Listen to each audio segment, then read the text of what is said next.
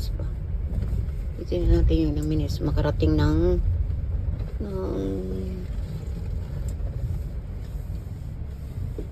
si Lolo. Parang si ano? Kilala mo yan?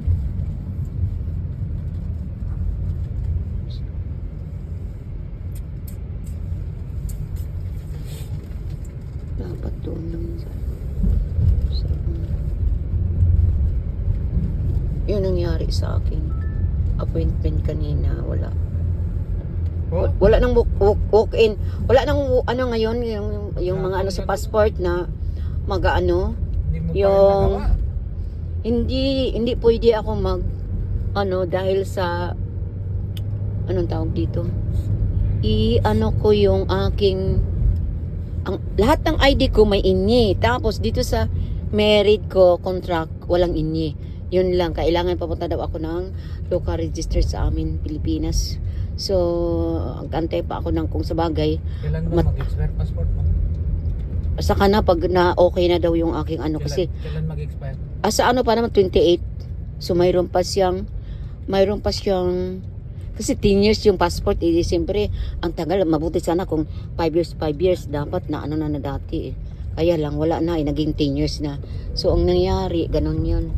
So ang garner so mag-antay na lang ako kung sa bagay mayroon pang almost 2 years pa ang ano niya. So pwede pa daw makaprocess daw yun. Titingnan natin kung ano kasi ang process consulate dito is 6 weeks 4 to 6 weeks daw yung ano dito. So baling isang buwan kalahati ang process dito sa passport makarating. So ganun. So mag-antay na lang ako kasi total hindi naman ano yan. Hayaan man akong talagang ayaw mag ano yung aking tin. Di ba uuwi ka? Uuwi nga ako kaya lang. Pero pwede pa rin gamitin yung passport mo? Ay pwede pa kasi 2028 pa naman yung mag-expire. Matagal nga kaya lang hindi siya nabuo ng 2 years. Ang aga mo namang mag-renew.